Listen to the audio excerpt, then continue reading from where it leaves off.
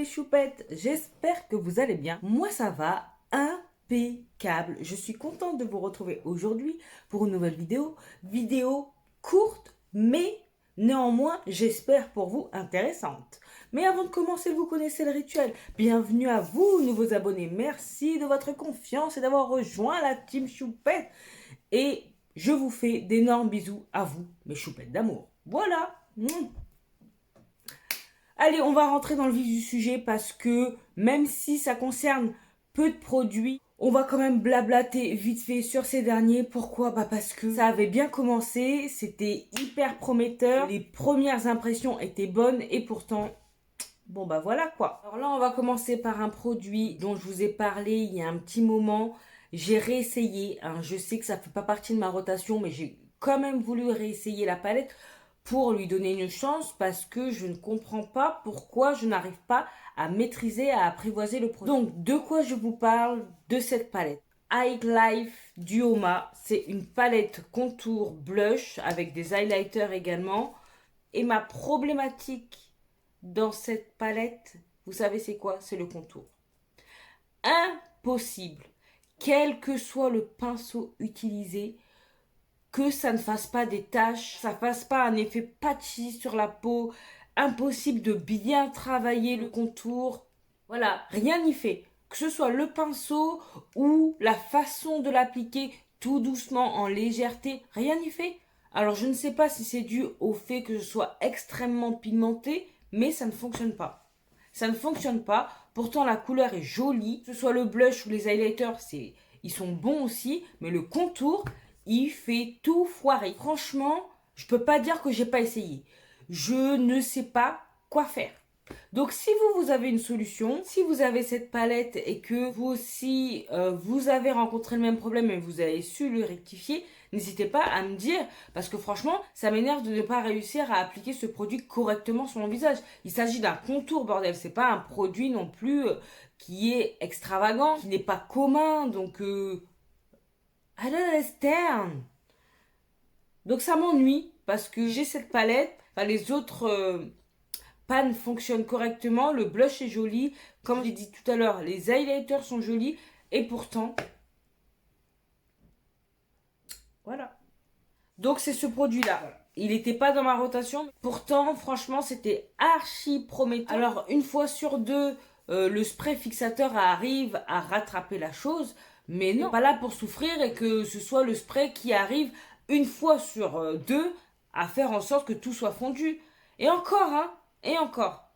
Je voyais encore la trace et tout et tout. Bon, aujourd'hui je ne l'ai pas utilisé, mais parce que j'en ai marre, tout simplement. Déjà, je l'utilise hors rotation pour voir ce que ça donne. Et ça fonctionne pas, donc je ne sais pas. Donc si vous avez des techniques, des astuces à me donner, n'hésitez pas. Si ça vous est déjà arrivé avec un produit, que ce soit avec celui-là ou un autre, pas obligé avec celui-ci. Mais si vous avez une astuce, n'hésitez pas à me le dire. Donc là, on va passer à une poudre que j'ai testée dans une revue. Je crois que c'était celle où j'utilisais la palette de Jeffree Star et puis les produits teints de Danessa Myricks. Donc si vous ne l'avez pas vu, je vous le mets dans le petit i. Il s'agit de la poudre Liss Beauty. Donc, c'est la poudre triple fixe translucent setting powder que j'ai en teinte ambition medium tan. Donc, sur le papier, tout ce qu'elle promet, à savoir d'être légère, de matifier, d'être en transparence. On va dire qu'elle est tellement légère, les gars, qu'elle ne fait aucun effet. Ça veut dire qu'on la met à 14h04, à 14h08, c'est comme si on n'avait jamais mis de poudre, ça ne matifie pas. Franchement, elle n'a aucun effet sur la peau. À part d'être légère, franchement, elle ne fait pas grand chose. Et ça, c'est une grosse déception. Ça aurait pu vraiment bien fonctionner s'il y avait cet aspect matifiant également. Au moins pour 1 heure. Là, non, ça ne dure pas. Ça ne dure pas. Donc, je l'ai réessayé 3-4 fois en plus. J'ai regretté ma Charlotte Tilbury, quoi. Je me suis dit que c'était peut-être à cause du produit de Danessa Myricks, à savoir le sérum de teint, qui était tellement glowy. C'est peut-être pas une poudre adaptée à ce type de produit-là. Ok, j'ai mis un fond de teint semi-mat que je connais, où je sais que là je brille et que cette poudre-là, elle aurait pu justement m'indiquer si elle fonctionnait ou pas, bah franchement, avec ou sans, on voit pas la différence. Heureusement qu'elle coûte pas extrêmement cher, mais c'est blasant quoi. Je l'ai essayé avec 3 fonds de teint différents et au final, la poudre inexistante, aucun effet, tellement légère qu'elle fait rien. Voilà, c'est juste une poudre. Ah non, non, moi je suis pas d'accord. Il n'y a pas d'histoire, c'est qu'une poudre. Donc, elle promet plein de choses, notamment de matifier, et c'est pas le cas. Et encore, j'étais généreuse dans le crash test en disant que moins d'1 heure et demie après, je brillais encore, mais non, en fait, c'était déjà le début. Alors que ce soit avec un sérum teinté glowy, que ce soit avec un fond de teint semi-mat, que ce soit avec un fond de teint mat, et encore, le fond de teint mat, il l'a aidé. Pourquoi? Parce qu'il était mat. Ok, je veux bien que le produit soit léger, mais il faut qu'il fasse son job. Et là, ça fait pas le job. Donc franchement, cette poudre-là, je suis pas du tout convaincue. Je l'étais déjà pas beaucoup au départ, mais j'avais mis ça sur le compte du fait que j'avais utilisé un produit teint qui n'était pas adapté à ça. Mais quand c'est un produit qui est censé matifier, que ce soit un fond de teint glowy ou pas, on voit la différence, mais sur l'instant. C'est-à-dire que je l'ai appliqué, on a vu que j'avais appliqué quelque chose, mais quelques minutes après, j'étais déjà en train de luire. Si c'est un produit qui est censé perdurer dans le temps, donc ça, pas du tout convaincu. Sur le papier, c'est très prometteur, mais en application, quel que soit le produit teint utilisé, ça ne vaut pas le coup. Franchement, je ne vous la conseille pas. Il n'y a rien d'intéressant dans ce produit. Voilà. C'est malheureux parce que j'aurais voulu l'apprécier et pourtant, non. Alors, on passe au 3e produit. Celui-ci, c'est pas le produit en lui-même qui me déçoit au fur et à mesure des utilisations, c'est les teintes. Je m'explique. Déjà, il s'agit de la Super Bébé Crème d'Herborian. Donc, au premier abord, quand j'ai fait le crash test, je l'ai fait uniquement avec la teinte chocolat. C'est une teinte qui est très foncée. Voilà, on voit la différence. Mais encore, même si elle est foncée, je vais dire que ça a plutôt un sous-ton chaud. Donc, j'ai dû le mélanger avec un autre produit teint. Mais du coup, moi, je n'ai pas pu voir vraiment ce que le produit valait. Certes, il est couvrant, mais ça a quand même altéré mon premier crash test. Donc, je me suis dit que j'allais acheter la teinte caramel. Alors, j'ai réessayé le produit seul à nouveau une deuxième fois. Ça n'a rien donné de négatif sur mon teint, à savoir que c'était bien couvrant, mais en même temps, vu que c'était beaucoup plus foncé, voilà. Mais en tout cas, le produit en lui-même était bien couvrant, j'aimais bien l'application, ça a bien tenu, c'est mat. Enfin, vraiment, j'ai que des choses positives de ce côté-là au niveau du produit à dire. Par contre, quand j'ai essayé avec la teinte caramel, la 3e fois, on va dire que le mélange a été bien fait. C'est-à-dire que je n'avais pas le teint gris. Franchement, j'avais réussi à faire le mélange correctement. Mais depuis, étant donné que je fais des mélanges à l'aveugle, bah, quand je mélange les deux produits, depuis, je n'ai jamais réussi à faire en sorte que mon teint ne soit pas gris. Ça veut dire que j'ai réessayé le produit en tout et pour tout avec les mélanges 4 fois. Et sur les 4 fois, 3 fois, j'avais un teint un peu bizarre. J'ai l'impression que ce produit-là, il est à sous-ton rosé. Voilà, il est là. Vous voyez la différence? Et ben, si je dose pas correctement entre la teinte chocolat et la teinte caramel, ça va pas du tout. Ça m'emmerde quoi. Ça m'emmerde royalement. Parce que du coup, quand je l'applique en teinte chocolat seul ou que je le porte avec un autre produit teint qui n'est pas celui-là, ça fonctionne. Mais par contre, les 3 fois où j'ai mélangé, où le mélange n'était pas bien fait, n'était pas bien dosé, et ben, je sais pas, c'était très bizarre sur ma peau. Et ça me faisait un peu un effet cakey. Enfin, vous voyez que j'avais un produit qui n'était pas le produit initial sur la peau. Je sais pas comment vous expliquer. Et donc ça m'a déçue. Parce que je le porte tout seul en teint de chocolat, ça passe. Ou je le porte avec un autre produit teint, ça passe nickel. Je mélange. J'ai mélangé une fois ces deux-là. Ça a correctement fonctionné. C'était super beau.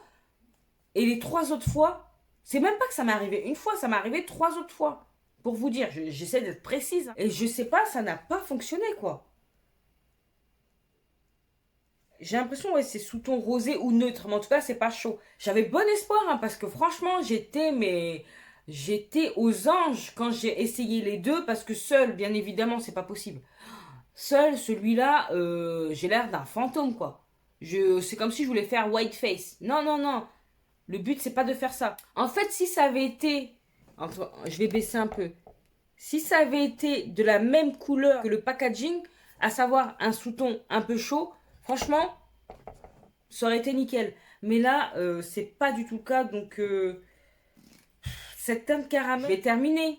Mais c'est pas avec gaieté de cœur comme au départ j'aurais pensé. Heureusement que j'ai acheté son petit format. De toute façon, je l'aurais jamais acheté en grand format étant donné que il n'y a pas encore la teinte qu'il faut.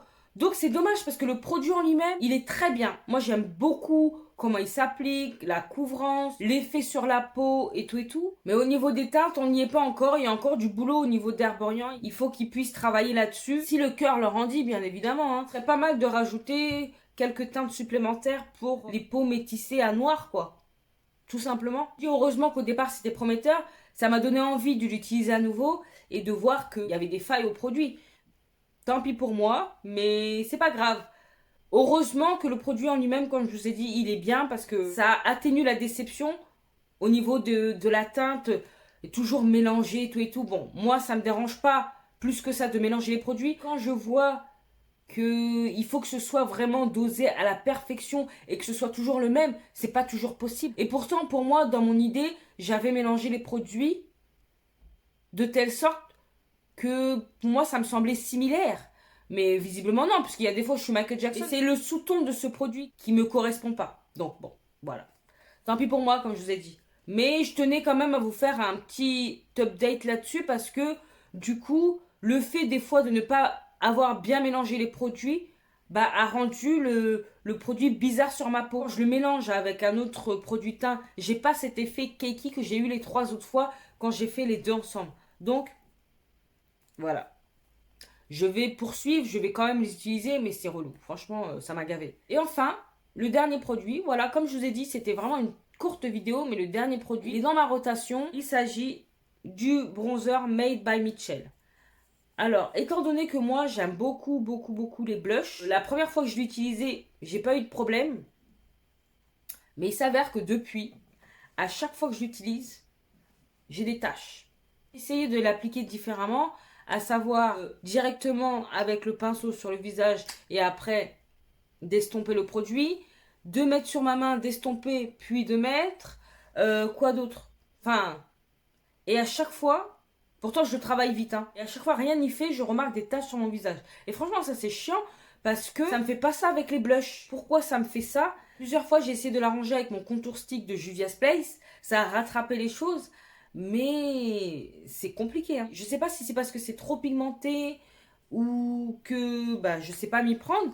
Mais la première fois j'ai su m'y prendre, je sais pas pourquoi, d'un seul coup, le produit va plus, j'arrive plus à le dégrader correctement. Que ce soit avec le pinceau qui va avec ou les pinceaux que j'utilise habituellement. Enfin, je sais pas. Là-dessus, je suis mitigée. Donc, il est dans ma rotation, je vais continuer à l'utiliser. Aujourd'hui, franchement, j'ai déclaré forfait. J'ai utilisé autre chose parce que vraiment, c'est pas possible. Mais je sais pas, parce que c'était très prometteur.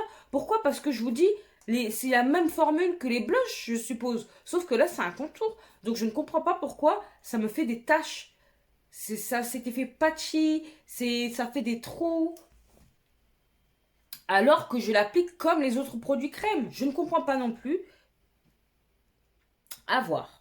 À voir, je vais continuer, mais il fallait que je vous en parle. N'hésitez pas à me faire un retour si vous aussi vous utilisez ce produit et que ce que je vous indique là, bah, ça résonne dans vos oreilles. Voilà, donc c'était une courte vidéo, il n'y avait que 4 produits dont je voulais absolument vous parler parce que j'ai utilisé alors que 3 d'entre eux ne sont pas dans ma rotation, mais je sais pas, j'avais envie, donc je me suis dit faire une idée et voilà ce qu'il en résulte. Et franchement, je suis un peu déçue quoi, parce que ce sont des produits qui, sur le papier, ont tout pour bien fonctionner sur la tronche. Bah écoutez, cette vidéo touche déjà sa fin, hein, mais c'est pour mieux se retrouver par la suite. Si vous avez apprécié ce petit format simple, rapide et efficace, n'hésitez pas à me le dire et n'hésitez pas surtout à liker, à partager cette bouille.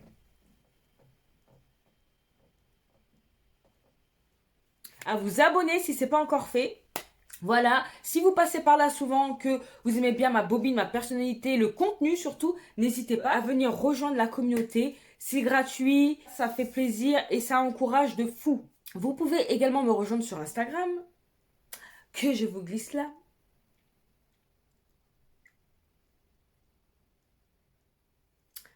Et qu'est-ce qu'il me reste à vous dire? Portez-vous bien, prenez soin de vous et de vos proches, pas d'imprudence, surtout pas d'imprudence. Et en attendant de vous retrouver dans la prochaine vidéo, on va se m'occuper la tronche, oulala. Avec quoi? Restez connectés. Donc en attendant de vous retrouver dans la prochaine vidéo, je vous fais des gros bisous. Non, d'énormes bisous.